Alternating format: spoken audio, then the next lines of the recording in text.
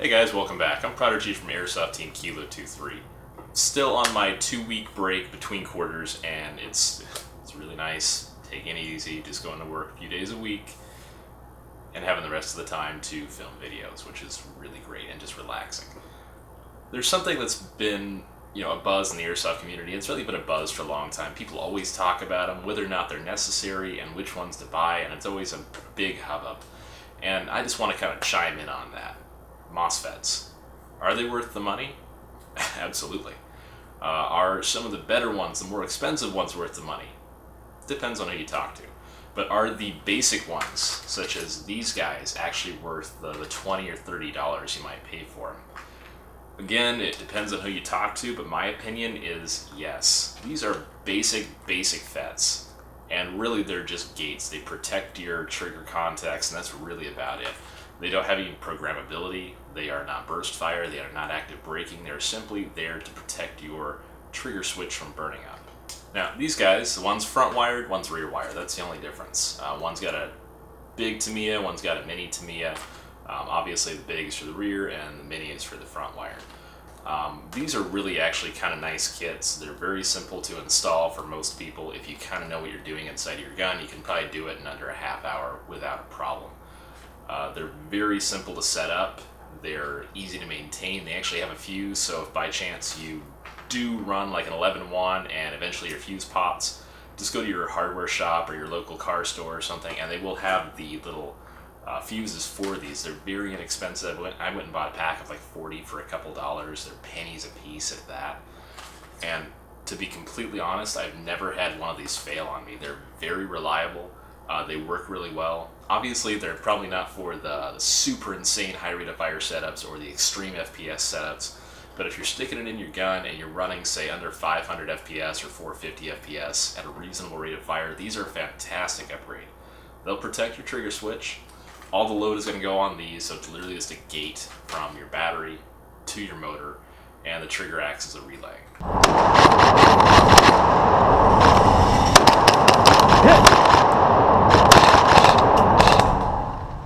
So today I'm going to walk you guys through installing one of these. They're very simple, like I said. I'm going to end up doing a few modifications to mine. I usually like to get rid of the stock trigger contacts that come in here because a lot of the times they don't always fit in the gun you have.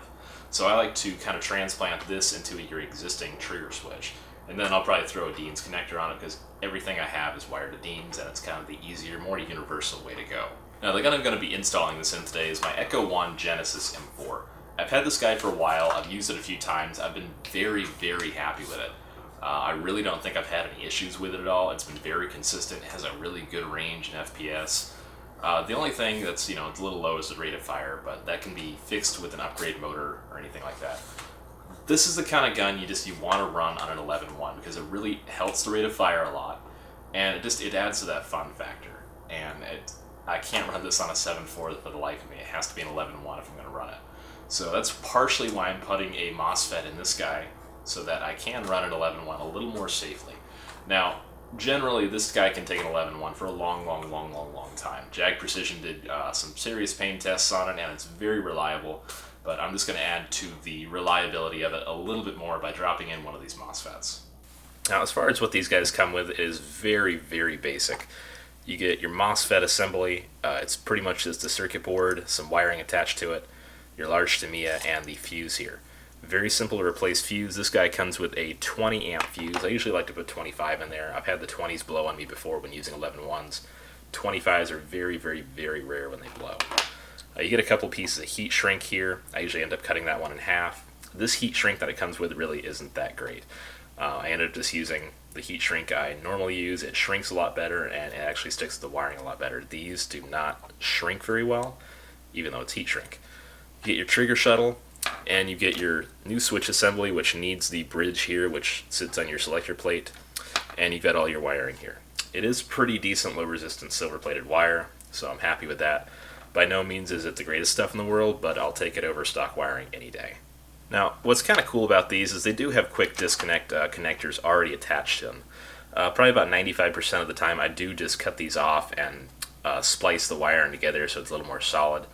That makes it easier for me just to remove the gearbox and the wiring system all at once. instead of every time I take it apart I have to, remove the heat shrink and then put new heat shrink on every time I reassemble it, and it's just kind of a pain doing it that way. So I do it the more realistic way, I suppose. But for the beginner or someone that just wants something that can be disassembled easily, or if they're front wiring your gun like an M4 and it has to be disconnected, this is a really convenient way to go, and it's already set up for you. As far as the gearbox goes, I really haven't changed anything. I've done the kind of the usual tuning, shimming. I haven't even done AOE correction yet, actually. But everything's stock in here, so we're just going to be removing the wiring essentially and installing the new wiring. I'm going to be leaving the trigger contacts. I'm just going to be soldering the new wiring in because, well, essentially this one fits and it's meant to fit. And if you install the Mosfet on top of this, you're not going to have any issues with trigger contact mesh or trigger shuttle sticking or anything like that, which can be a complete pain. So I'm going to heat up my solder gun and get that going.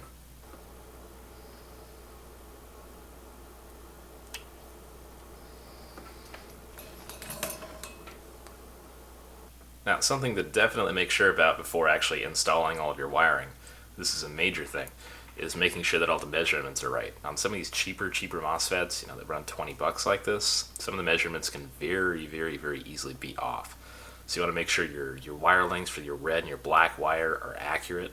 You want to make sure your trigger switch wires are actually long enough, because these, just as they were way too short. So I did have to lengthen the one of the red wires, the one that actually goes to the Mosfet, not the motor, by about 1.5 inches. So that way it can actually reach the trigger switch. Now if I hadn't done that, I would have been kind of out of luck and it wouldn't have been a lot of fun modifying that. So make sure your lengths are correct. After installing your Mosfet and getting it wired up, this is really a fantastic upgrade. Like I said, you might want to swap out the fuse for a slightly higher amperage fuse, but as is, it should be okay for a while. And of course I did wire mine to a Dean's connector, so it runs on all my batteries.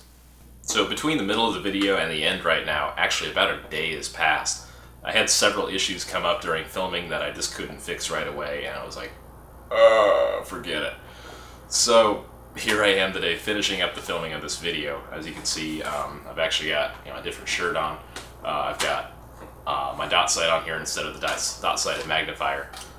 Essentially what happened was I ran into my first bad Mosfet. I got it, I installed it, and when I plugged the battery in, it would automatically fire. So there was no pulling the trigger. I think there must have been a short or something in the Mosfet. I grabbed a spare one because I bought a total of 4 of these when I got them. I got them really cheap, obviously. I didn't pay 20 or 30 bucks for them. And it was fine. So it was just a lemon, essentially. So it's a good thing I picked up several of them, or else it would have been a really cruddy video. Aside from that, I did have my soldering iron die right before I plugged right before I installed my Dean's connector on the second Mosfet. So I had to run down to Harbor Freight, get a new soldering iron, and at that point I'm like, I gotta go to work. So I had to wait till today to finish filming because I didn't get home till like 10 o'clock last night. So that's how that went, and it was kind of like, was it a sign where I just wasn't supposed to finish this video the other day? I don't know. Either way, I got it all finished. It shoots great. It sounds very good. Shoots around 400 feet per second like it should with the the stock internals, everything. All I've really done to this gun so far is from way back when I did the Type Warp barrel comparison test. It's still got the Mad Bull 603 aluminum barrel in here, the Black Python one. Now it has the basic Mosfet. It's wired to the buffer tube. Obviously, the Mosfet does go through the buffer tube, and with the crane stock, my battery will fit in either side. So that's why I like to do these. If you're running with an LE stock or an MOE stock or something similar where you're kind of tight on space, an inside the gearbox Mosfet like a Spectre or something, a BTC Spectre, might be a better idea. These are very basic, and they do take a little more room because they don't sit inside the gearbox. Aside from that, this is a great little upgrade. It's always fun installing things like this. It's not too complicated, and it's a really good thing for beginners to throw in there because that way they can't blow up their gearbox as easily with an 11.1 LiPo or a 7.4. And if you're an experienced player, this is still a good upgrade because it's gonna just add to the longevity of your gearbox. Things are not going to break as quickly. Your trigger contacts won't fry as quickly. And it's good all around. It's an inexpensive upgrade, and it works well, and you can pick them up just about anywhere. They're easy to find. So, with all that said, hope you guys enjoyed this. Like I said, it's always fun. It's kind of my hobby and my pastime to make videos, and I really enjoy it. So go check out my Facebook page. I'm always posting links to videos, extra things, little comments, really cool pictures on there. So go check that out. Link is in the description for that. Thanks for watching, guys, and I'll catch you guys next time.